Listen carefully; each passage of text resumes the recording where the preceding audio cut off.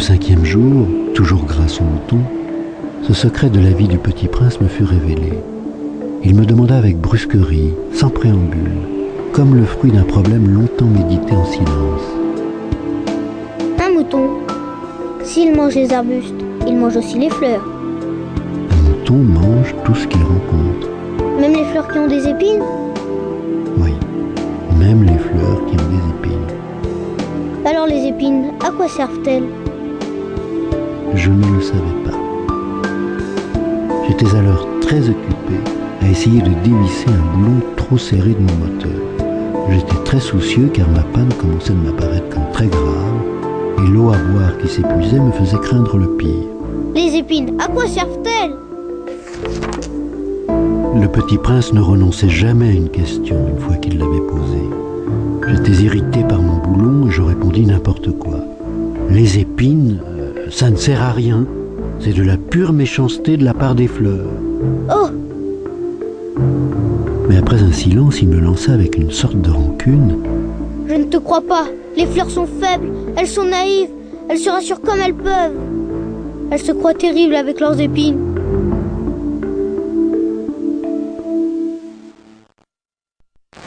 Je ne répondis rien. À cet instant-là, je me disais, si ce boulon résiste encore, je le ferai sauter d'un coup de marteau. Le petit prince dérangea de nouveau mes réflexions. Et tu crois, toi, que les fleurs... Mais non, je ne crois rien. J'ai répondu, n'importe quoi, je m'occupe, moi, de choses sérieuses. Il me regarda, stupéfait. De choses sérieuses. Il me voyait, mon marteau à la main et les doigts noirs de cambouis, penché sur un objet qui lui semblait très laid. Tu parles comme les grandes personnes. Ça me fit un peu honte. Mais impitoyable, il ajouta, Tu confonds tout, tu mélanges tout. il était vraiment très irrité. Il secouait au vent des cheveux tout dorés. Je connais une planète où il y a un monsieur cramoisi. Il n'a jamais respiré une fleur, il n'a jamais regardé une étoile, il n'a jamais aimé personne, il n'a jamais rien fait d'autre que des additions. Et toute la journée, il répète, comme toi, je suis un homme sérieux, je suis un homme sérieux. Et ça le fait gonfler d'orgueil. Mais ce n'est pas un homme, c'est un champignon. Un quoi? Un champignon.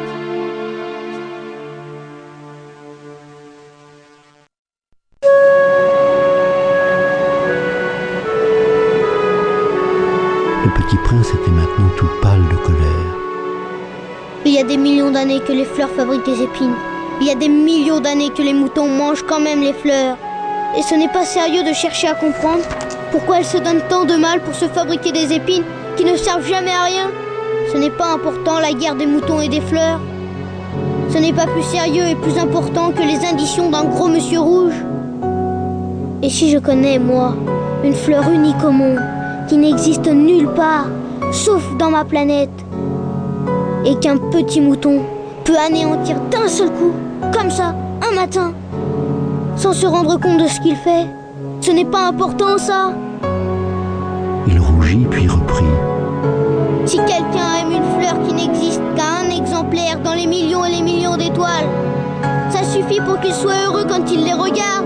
Il se dit, ma fleur est là quelque part. Mais si le mouton mange la fleur, c'est pour lui comme si brusquement toutes les étoiles s'éteignaient. Et ce n'est pas important, ça.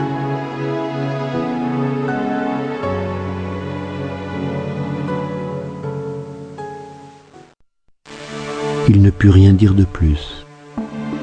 Il éclata brusquement en sanglots. La nuit était tombée.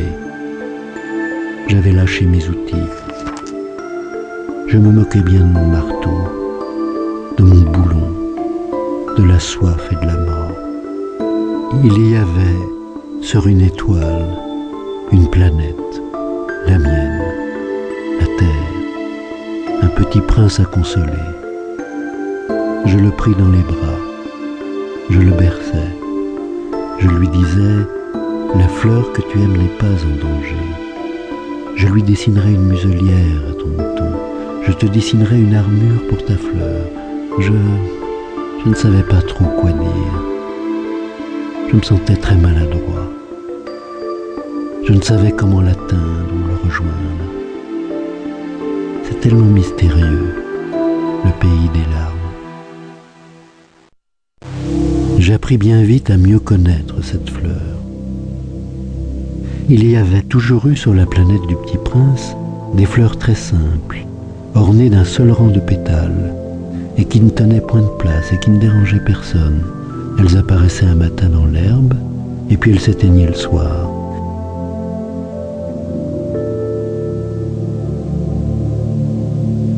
Mais celle-là avait germé un jour, d'une graine apportée d'on ne sait où, et le Petit Prince avait surveillé de très près cette brindille qui ne ressemblait pas aux autres brindilles.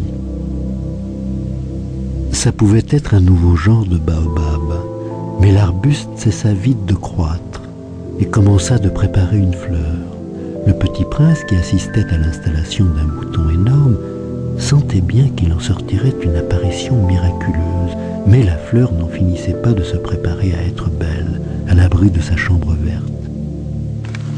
Elle choisissait avec soin ses couleurs, elle s'habillait lentement, elle ajustait un à un ses pétales, elle ne voulait pas sortir toute fripée comme les coquelicots, elle ne voulait apparaître que dans le plein rayonnement de sa beauté.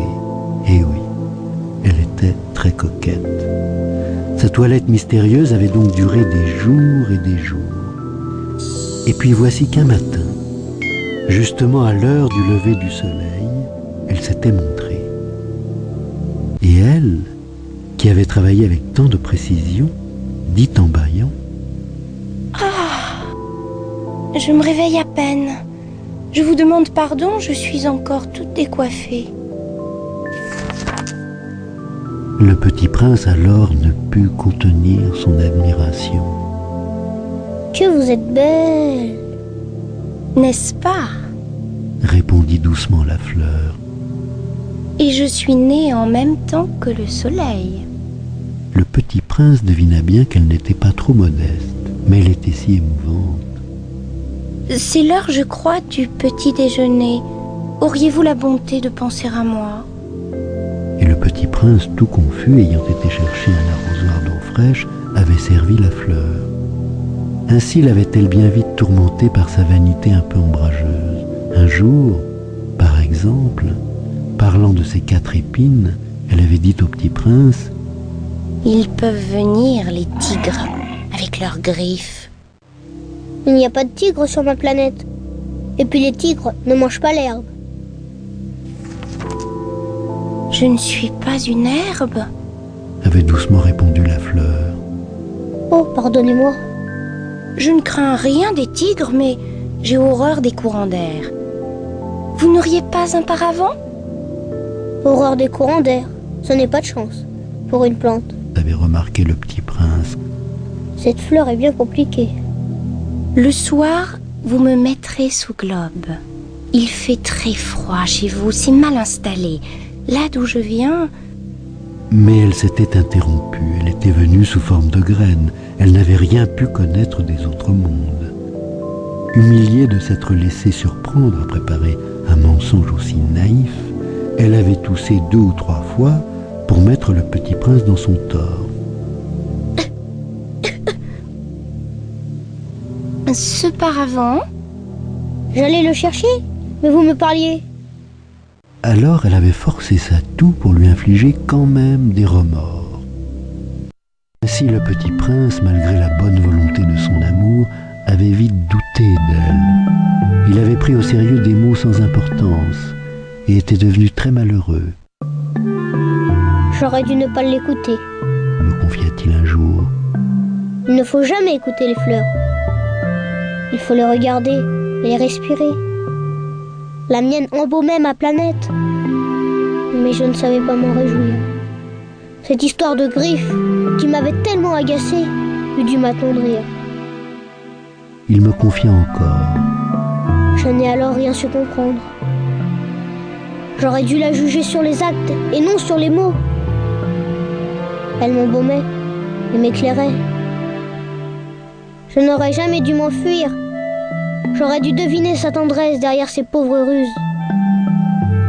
Les fleurs sont si contradictoires. Mais j'étais trop jeune pour savoir l'aimer.